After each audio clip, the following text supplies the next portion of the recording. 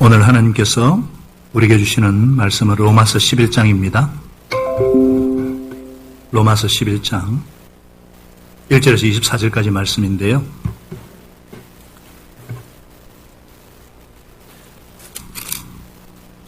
(1절에서) 우리 10절까지 제가 봉독해 드리고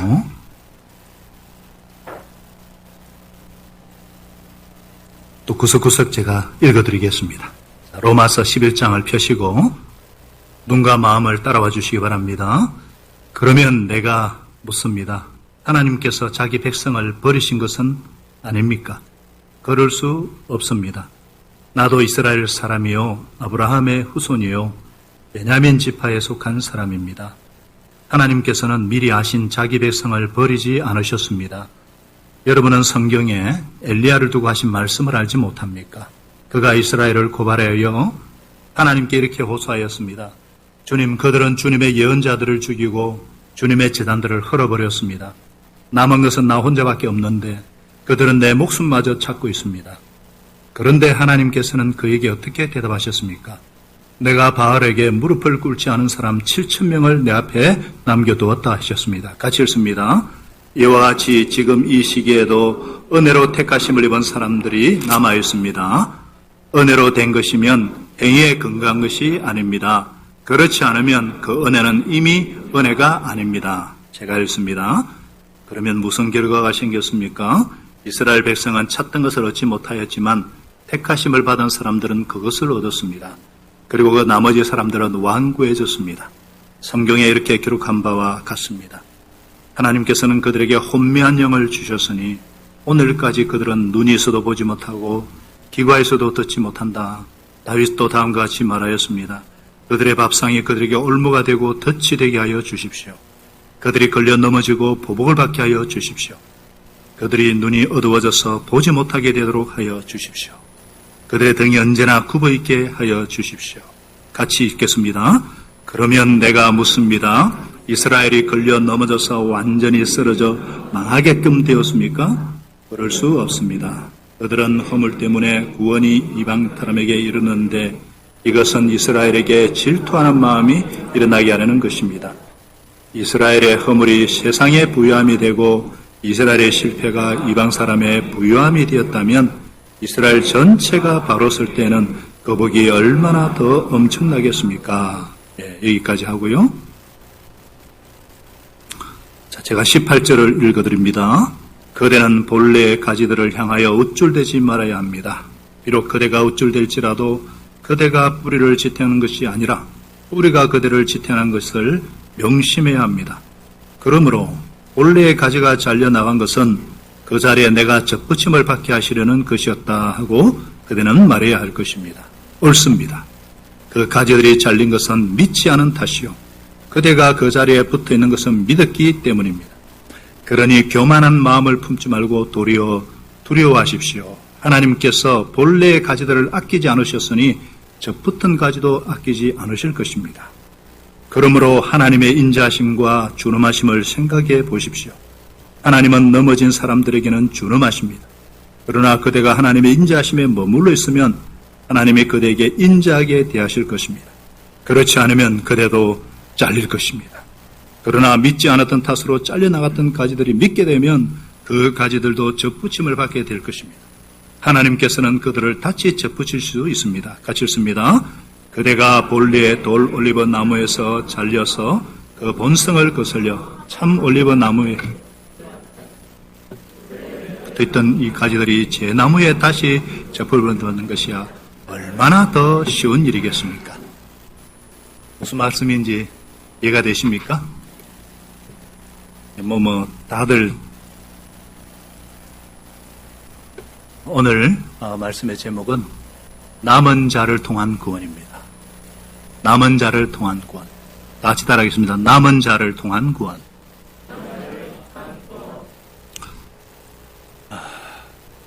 지난주에 파이자에 이어서 모더나까지 코로나19 백신 3상 예방 효과가 95%라는 이런 좋은 소식들이 들리고 있습니다. 심지어 12월에 FDA 승인을 거치면은 접종이 가능해질 수도 있겠다. 이런 소식도 들립니다.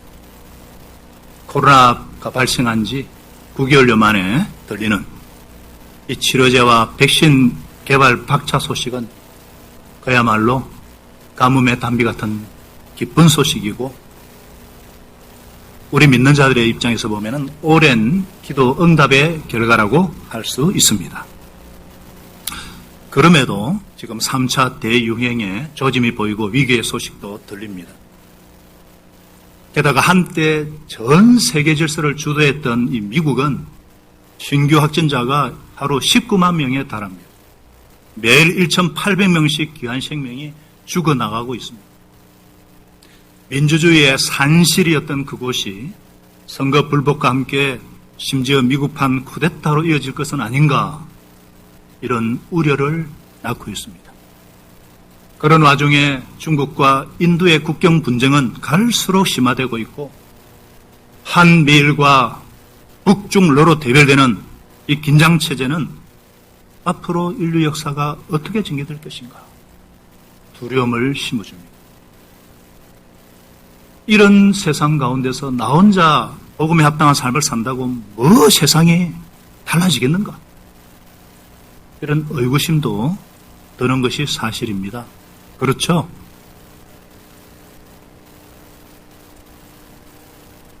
그럼에도 신자는 두려워하거나 의심하지 말아야 합니다. 어떤 상황에서도 두려워하거나 의심하지 말아야 될 이유가 무엇입니까? 하나님께서 역사를 주관하고 계시기 때문입니다. 역사의 주관자는 하나님이시기 때문입니다. 또한 하나님은 역사의 주관자이심을 믿고 움직이는 소수의 남은 자를 통해서 일하신다는 사실입니다. 이 바울 당시 세계를 다스리는 것은 로마 황제였죠. 바울은 그에 비해서는 크게 알아주지도 않는 먼지 같은 존재였습니다. 그런데도 유명한 역사학자 아놀드 토인비는 바울이 탄 배에는 유럽의 문명이 실려 있었다, 이렇게 기록하고 있습니다. 바울이 아시아로 갈 것인가, 유럽으로 갈 것인가 갈등하고 있을 그때에 마게도냐, 지금의 터키인 빌립보 지역으로 가도록 하나님께서 인도하신 것을 우리는 사도행전 16장을 통해 분명히 알 수 있습니다. 소아시아 마지막 항구 드로아에서 유럽의 첫 번째 항구인 빌립보로 가는 그 배 안에 유럽 중심 문명의 모태가 실려 있었다. 역사적 사실입니다. 바울이 탄 배에는 유럽의 문명이 실려 있었다는 것입니다. 그렇습니다. 인간의 눈으로 볼 때는 로마 황제가 역사의 주인공 같았지만 실제적으로 역사를 주도한 사람은 남은 자 바울이었습니다. 또한 20세기, 21세기 미국의 뿌리가 어디 있었습니까? 우리가 지난주 추수감사절에 살펴본 대로 믿음으로 무장한 청교도 이민선인 메이플라워를 탄 102명의 신실한 성도들이었지 않습니까? 이들을 통해서 지금의 미국이 탄생된 거죠. 비록 지금 자충우돌을 하고 정말 참 저기 강대교회나 할 정도로 수치를 당하고 있지만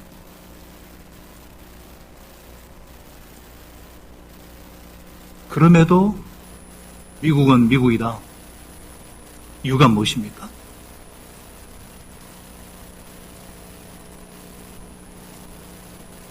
또 이 G2라는 중국도 안 볼까요? 중국 공산화는 1949년에 공산화에 되었죠. 그 전에 전 세계 선교사들이 복음을 전해서 49년 공산화 전까지는 약 60만의 크리스찬들이 있었어요. 그런데 공산 정권이 들어서고 모택동의 문화혁명으로 인해서 기독교가 뿌리째 뽑힐 위기에 처했습니다. 특히 이 막 상단 벽지까지 이 문화혁명, 시진핑의 문화혁명 때문에, 시진핑이 아니죠. 모택동이었죠. 하도 요즘 시진핑 하니까 자꾸 시진핑 나오네. 이 모택동인 거죠? 농촌 벽지까지 찾아들면서 예수 그리스도를 믿는 사람들을 깡그리 감옥에 집어넣고 죽이고 선교사를 추방했습니다. 그래서 문화혁명이 끝나고 난 뒤에 중국 교회가 지상에서 자치를 감췄다 이렇게 단언할 정도였어요. 그런데 지금은 적어도 어떻습니까? 많게는 1억 5천, 1억 명 이상의 성도를 가진 세계에서 가장 많은 기독교 인구를 자랑하고 있죠. 그 혹독한 박해 가운데서도 150배 이상 부흥을 했습니다. 이유가 뭘까? 핍박을 피해서 밤 12시부터 새벽 3시까지 예배를 드리는데 한두 시간이 아니라 5박 6일, 6박 7일 모여서 예배를 드리는데 큰 가마솥에 하루에 2끼씩 국수를 삶아 먹으면서 모여서 찬송하고 배고프면 또 먹고 또 모여 말씀 듣고 난 뒤에는 복음을 전가. 중국 선교는 사람의 선교가 아니라 하나님의 선교였다. 달리 말하면은 하나님께서 중국 성도들에게 특별한 은혜를 부어주셔서 남은 자로 쓰셨다는 것입니다. 하나님께서는 결코 복음의 씨를 완전히 마르지 않게 하셨습니다. 아무리 어려운 상황이 있다 할지라도 항상 남은 자들을 세우셔서 그들을 통해 놀라운 역사를 이루어 오셨습니다. 지금도 마찬가지죠. 그래서 우리가 어떤 상황에서도 어떤 어려운 상황에서도 소망을 가질 수 있는 이유가 무엇인가? 남은 자가 반드시 있다는 사실입니다. 하나님은 항상 남은 자들을 세우셔서 그들을 통해 놀라운 역사를 이루시기 때문입니다. 세상 끝날까지, 주님이 다시 오실 때까지 믿음을 굳게 지키고 하나님 앞에 순종하는 하나님의 백성들이 있습니다. 하나님의 은혜로 말미암아 반드시 남은 자들을 세워주십니다. 오늘 본문이 그것을 증언하고 있습니다. 달리 말하면 저와 여러분이 남은 자들인 줄로 믿습니다. 5절은 말씀합니다. 이와 같이 지금 이 시기에도 은혜로 택하심을 입은 사람들이 남아 있습니다. 렘넌트, 거룩한 그루터기, 남은 자들. 오늘 본문이 그것을 확신하도록 도와주고 계십니다. 그렇기 때문에 저와 여러분이 어떤 자세로 하나님 앞에서 남은 자로서 서야 될 것인가? 첫째로 확신을 해야 합니다. 뭐라고요? 확신을. 지금의 상황이 정말 녹록하지 않습니다. 내일 일을 알 수 없습니다. 그럴 수밖에요. 내일 일은 장래는 하나님 손에 달린 것입니다. 그것을 인정하는 것이 선이고. 그래서 한치 앞을 모르는 것은 사실이지만 이 모든 상황들도 하나님께서 선하게 인도하신다는 것을 확신하라는 것입니다. 오늘 본문에서 바울이 하나님께서 절대로 이스라엘 백성을 버리지 않았다고 확신하는 근거가 무엇입니까? 바울 자신이에요.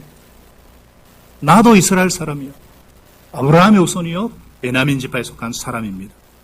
하나님께서는 미리 아신 자기 백성을 절대로 버리지 않으셨습니다. 복음의 원수요, 핍박자요, 해방자였던 자기를 구원하신 것은 어떤 완악한 유대인들도 구원받을 수 있다는 증거라는 것입니다. 이 자리에 앉아있는 저와 여러분도 그렇지 않습니까? 내가 구원받았다는 것은 내가 구원받고 하나님의 은혜를 받은 자라는 사실은 내 가족, 내 친지, 친구, 그 누구도 소망이 있다는 사실입니다. 할렐루야.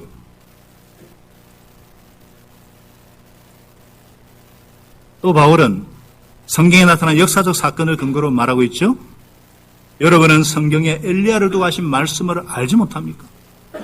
그가 이스라엘을 고발하여서 하나님께 이렇게 호소하였습니다. 이 사실은 열왕기상 19장에 잘 나오죠. 엘리야 시대가 어떤 시대입니까?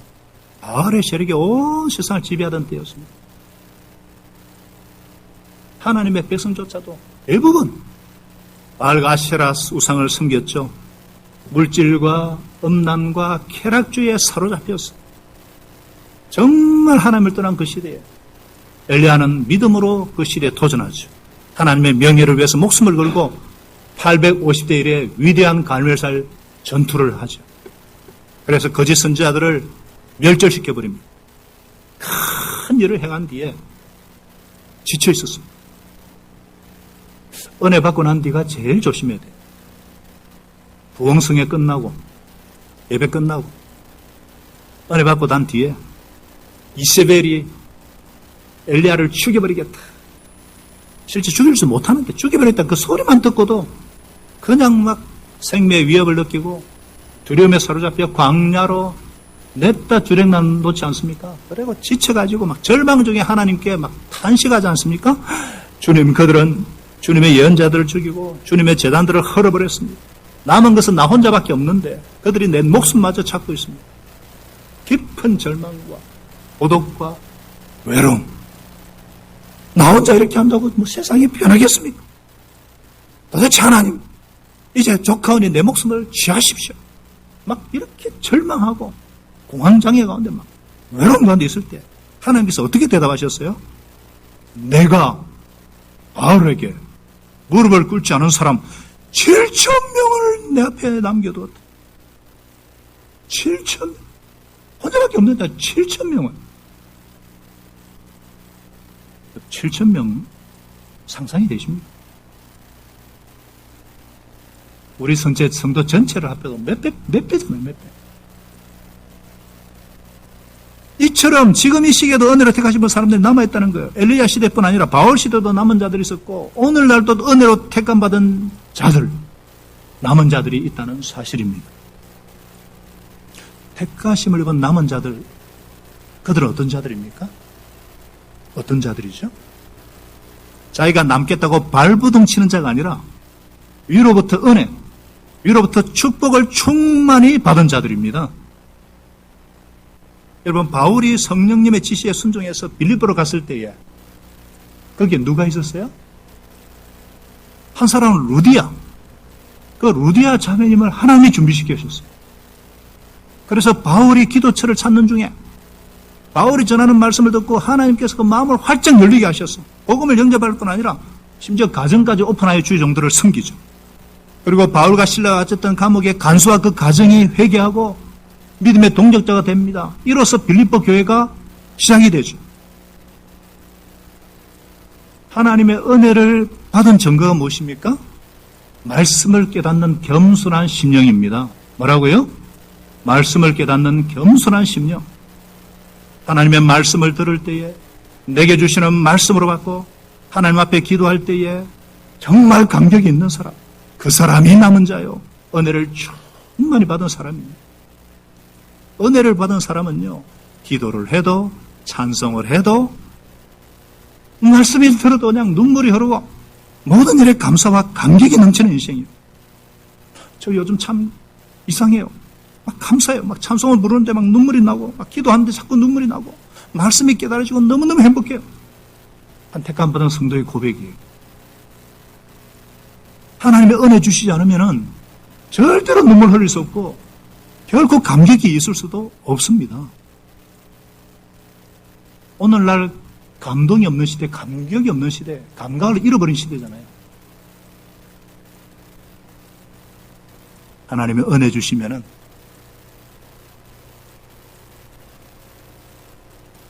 여러분, 데모노 톨스토이 아시죠? 톨스토이는요 60세까지 예수님을 모릅니다. 굉장히 부자였어요. 물려받은 유산이 많아가지고 부족함을 모르던 사람이에요. 그런데 그 많은 재산에도 불구하고 삶의 의미를 몰라서 건태와 혐오 속에서 당황했습니다. 그러던 중 어느 날 숲속을 걷다가 어릴 때 들었던 그 복음, 내가 의지하고 정말 나라를 불행해서 건져주실 분은 예수 그리스도밖에 없다. 이 겸손한 깨달음이 그를 그리스도께로 인도했고 예수님을 주로 영접하고 그 뒤에 쓴 글들은 영감이 넘치고 은혜가 흘러 넘쳤어요. 그는 80세까지 삽니다마는 한평생 해온 일보다 그 짧은 20년 동안 더 많은 일을 하는 가치 있는 인생, 영광스러운 작품을 남기는 위대한 삶을 삽니다. 은혜 받은 자는요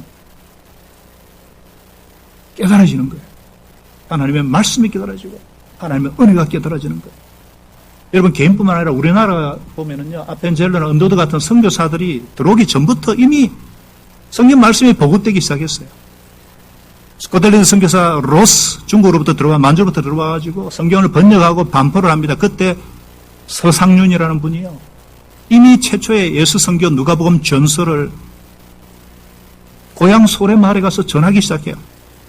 이미 100명의 성도들이 예수를 영접하고 소래마을에 최초의 교회가 세워집니다.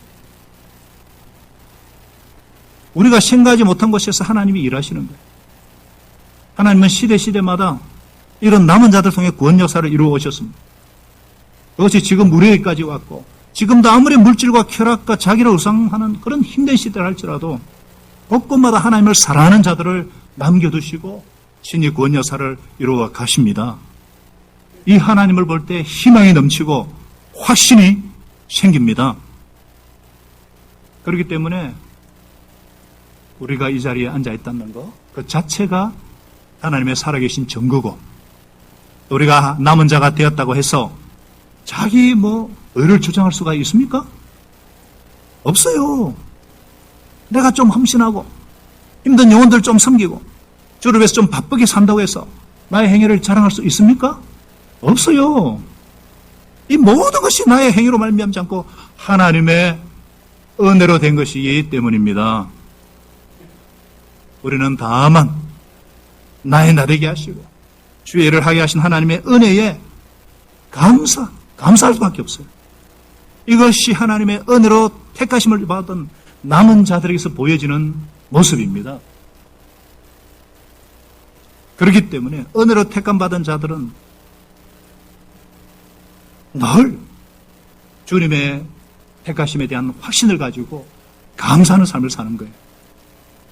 반면에 택함받지 못한 사람의 특징은 뭘까요? 내 귀에 안 들려요. 무슨 말이에요? 은혜 받지 못한 사람의 특징은 하나님의 말씀을 보지 못하는 눈, 하나님의 말씀을 듣지 못하는 귀를 가졌다는 것입니다. 8절에 말씀하잖아요. 하나님 그들에게 혼면형을 주셨어요. 오늘까지 그들은 눈이 있어도 보지 못하고 귀가 있어도 듣지 못한다 그랬어요. 또 다윗의 시편 중에 특별히 저주의 내용을 담고 있는 복수의 시를 인용하면서 언급하고 있죠. 그들의 밥상이 그들에게 올무가 되고 덫이 되게 하여 주십시오. 그들이 걸려 넘어지고 보복을 받지 않게 하여 주십시오. 그들의 눈이 어두워서 보지 못하게 되도록 하여 주십시오. 그들의 등이 언제나 굽어 있게 하여 주십시오. 여러분, 저주 중에 최고의 저주가 무엇인지 아세요? 최고의 저주는 깨닫지 못하는 것입니다. 깨닫지 못하니까 밥상이 올무가 되는 거예요. 맨날 무엇을 먹을까, 무엇을 마실까, 돈을 추구하고 명예를 추구하고 헛된 것만 추구하고 살게 만드는 것이 저주입니다. 예수 그리스도를 믿지 않는데 사업이 잘 되고 건강하고 하는 일마다 형통한 것이 그게 축복입니까? 저주입니까? 그게 저주예요. 지금 다윗이 원수를 보면서 하나님 저들에게 어려운 시험 주지 마세요. 잘 되게 해주세요. 헛된 것 추구하다가 죽도록 만들어주세요. 이렇게 지금 단언했다는 거예요. 헛된 것을 위해 살아가는 삶 그 자체가 저주예요. 독한 저주는 병이 들고 막 시험 떨어지고 사업 실패하는 거 아니에요. 하나님께서는 사랑하는 자들에게 징계와 채찍을 주신다고 했지 않습니까? 그 채찍을 통해서 하나님께로 돌아오게 하시기 위해서죠. 내버려 두시는 것. 그게 가장 큰 저주라고 로마서 1장에서 말씀하지 않습니까? 그러므로 사랑하는 여러분, 우리가 무엇을 깨달아야 하겠습니까? 하나님의 말씀을 깨닫고 은혜를 체험하며 주님 앞에 기도하러 하는 자리에 나오는 것이 가장 큰 축복임을 아시기를 바랍니다. 이 자리에 온 것 자체가 가장 큰 하나님의 은혜인 줄 믿으시기를 축복합니다. 진짜 하나님의 은혜가 임한 사람은요, 사람이 떡으로만 살 것이 아니라 하나님의 입에서 나오는 모든 말씀으로 살 것이다. 확신 가운데 삽니다. 깨달음이 있는 것이 은혜입니다. 회개할 수 있는 마음이 생기는 것이 은혜입니다. 헌신할 마음이 있는 것이 축복입니다. 예수님도 수시로 말씀하지 않으셨어요? 들을 귀 있는 자는 들을 지어다. 예수님의 말씀을 들을 수 있는 사람, 예수님의 외침 앞에 무릎을 꿇을 수 있는 사람이 진정으로 복된 사람이요 남은 자요 하나님의 은혜가 임하는 사람인 줄로 믿습니다. 저와 여러분이 하나님의 은혜를 삼아 말씀에 즉시로 반응하는 진정으로 남은 자들이 되게 하시기를 축원합니다. 그렇기 때문에 남은 자는 어떻게 살아야 되는가? 겸손해야 합니다. 겸손하셔야 돼요. 하나님의 은혜로 택함을 받고 남은 자가 되었기 때문에 결코 교만할 수 없어요. 더 겸손히 은혜를 사모하고 의지하고 자랑하기 때문에 그 은혜를 소멸시키지 않습니다. 왜 겸손해야 합니까? 원래 이 로마서를 받고 있는 로마 교회는 로마에 있는 유대인들이 세운 교회죠. 이들은 누구들입니까? 명절 때 6월절에 예루살렘에 왔다가 오순절날 베드로의 설교를 듣고 믿은 사람들이 돌아가서 세운 교회예요. 그런데 AD 50년경에 유대인들이 로마에서 전부 추방당하는 대핍박이 일어나죠. 사도행전 18장 2절에도 이게 기록되어 있지 않습니까? 글라디오 황제가 모든 유대 사람이 로마를 떠나라 칙령을 내렸기 때문에 브리스길라 아굴라도 이 로마에서 온 사람들이에요. 그렇게 유대인들이 빠져나간 그 로마 교회는 로마 사람들인 이방 크리스찬들이 주도권을 잡았을 것이고 그래서 유대인들을 우습게 보는 어떤 그런 경향이 있지 않았나 싶어요. 그래서 로마 교인들에게 우쭐대지 말라면서 기독교의 뿌리는 어쨌든 유대인들이라는 것입니다. 아브라함으로부터 그 후손이 오랫동안 하나님과 만들어온 그 믿음의 뿌리를 무시할 수 없다는 것이고 이방인들의 구원을 위해서 유대인들이 희생된 것을 강조하고 있어요. 그래서 우리가 구원받은 이후에는 내가 뭐 자랑할 만큼 내가 한 것이 없어요. 아무것도 없어요. 겸손해야 돼요. 20절은 말씀하지 않습니까? 같이 읽어봅시다. 옳습니다. 그 가지들이 잘린 것은 믿지 않은 탓이고 그대가 그 자리에 붙어있는 것은 믿었기 때문입니다. 그러니 교만한 마음을 품지 말고 도리어 두려워하십시오. 결국 우리가 구원을 받고 그들이 떨어져 나간 것은 믿었고 믿지 않았고 그 차이인데 그게 뭐 그렇게 자랑할 거리가 있느냐 이 말씀이죠. 사실 복음을 이렇게 들은 후에 믿고 안 믿고는 진짜 종이 한 장 차이죠. 그런데 그 아무것도 아닌 것 때문에 결과는 엄청나게 벌어지죠. 영원한 생명이냐 영원한 심판이냐. 이걸 안다면은 잘난 척하기보다는 정말 겸손해야 한다는 것입니다. 먼저 은혜로 택함 받은 자들의 특징이 뭐냐? 신앙이 갈수록 성장하는 게 뭐냐? 갈수록 겸손해지는 거예요. 바울을 보면 알지 않습니까? 하나님이 쓰시는 사람들을 보면 그렇지 않습니까? 왜 그렇습니까? 21절에 하나님께서 본래 가지들을 아끼지 않으셨으면 젖붙인 가지도 아끼지 않을 것이라는 거예요.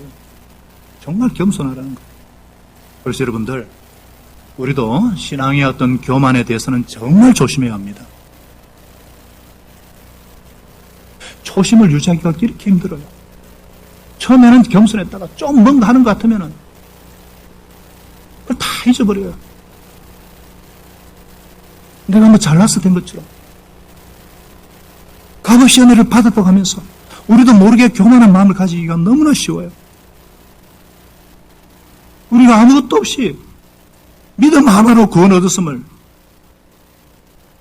사실 그게 그건데 그럼에도 그렇게 교만한데 만약 무슨 선행을 베풀고 고행을 해서 뭔가 공덕을 쌓든지 아니면 깨달음을 얻든지 해야 구원을 얻는다면 정말 천국에는 교만한 사람 투성일 거예요.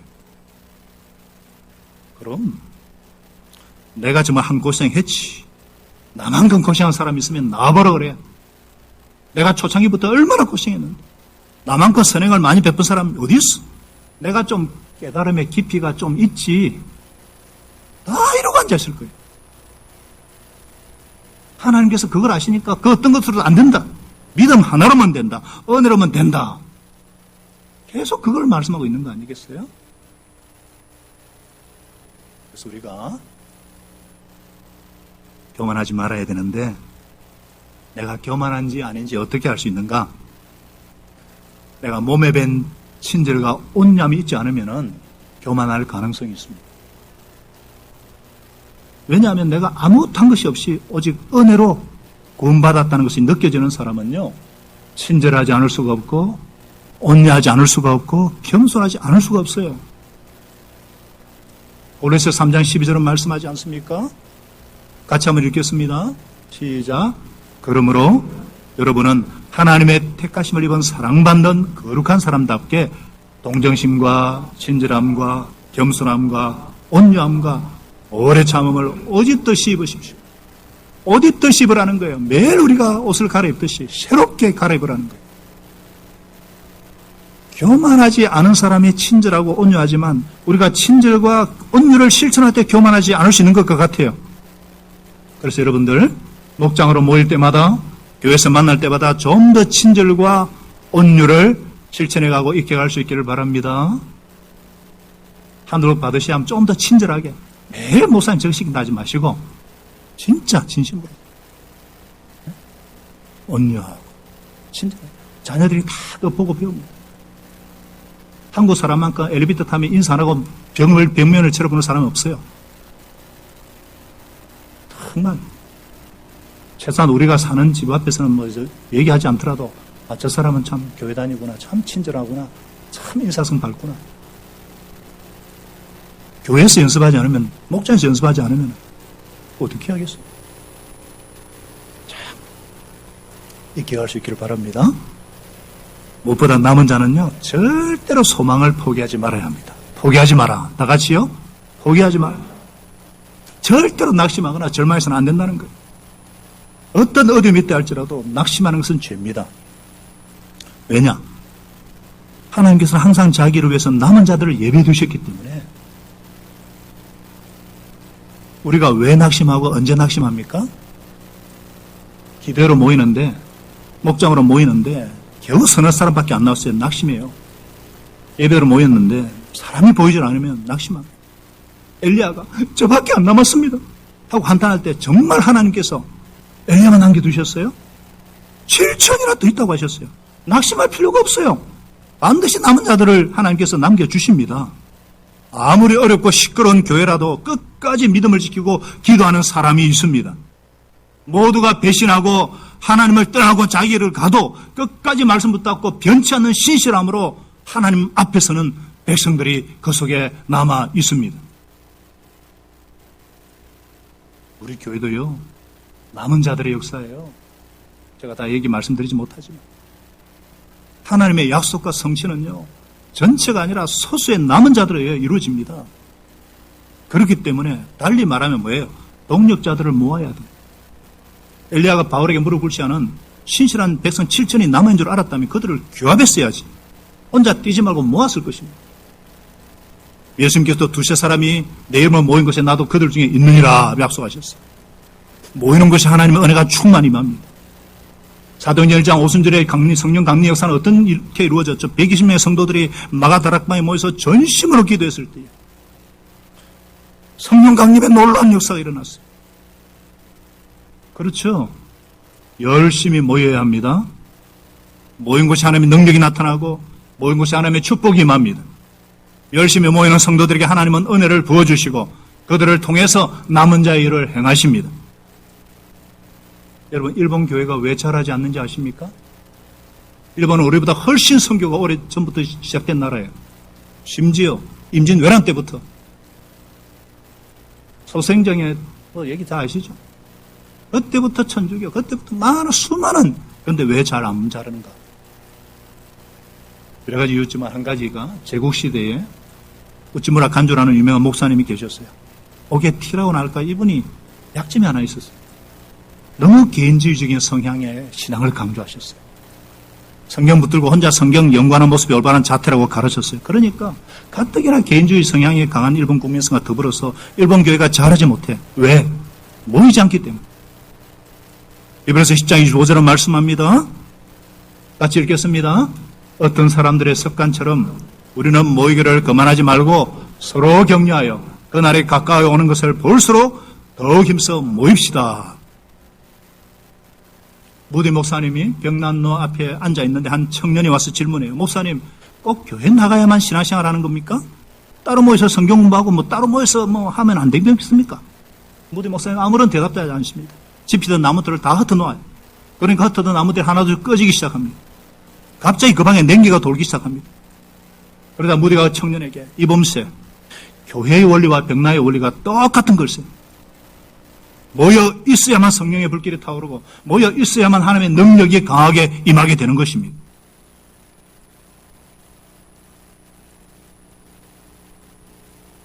모이기를 힘쓰시기를 축복합니다. 온라인이든 오프라인이든 자주 모이시고 더 그렇게 하셔야 돼요. 남은 자의 사명은요, 하나님의 은혜를 붙잡고 순종하는 거예요. 혼자라도 괜찮아요. 사람의 많고 적음에 달리는 거 아닙니다. 정말 그 사람 속에 하나님을 향한 열정이 있는가? 하나님을 향한 신뢰가 있는가? 하나님을 향한 뜨거운 믿음이 있는가? 하나님을 기쁘시게 하려는 소망이 있는가? 아무리 적은 숫자라도 이것을 붙들고 있으면 하나님께서 그들을 통해 일하십니다. 그러므로 어떤 상황에서도 소망을 버리지 않고 용기.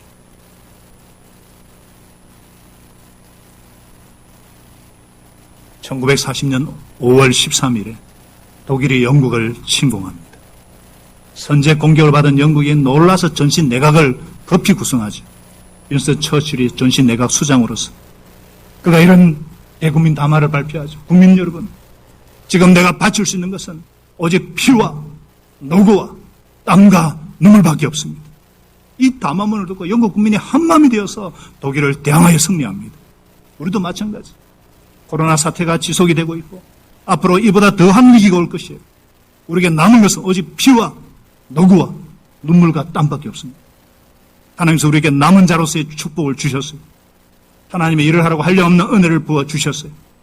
이제는 남은 자로서 주님 앞에 우리의 눈물과 피와 땀을 흘려서 복음 전가하는 것이 우리의 사명임을 잊지 말아야 합니다. 요한계시록에 보면 아시아 7교회가 나오죠. 우리가 보통 생각하는 교회는 큰 교회들, 강한 교회들이 있었지만 예수님이 인정하시는 교회는 아주 작고 연약한 교회였습니다. 가난한 스무나 교회를 인정하셨고 능력은 없지만 하나님 앞에 믿음을 지켰던 빌라델비아 교회를 크게 인정하셨어요.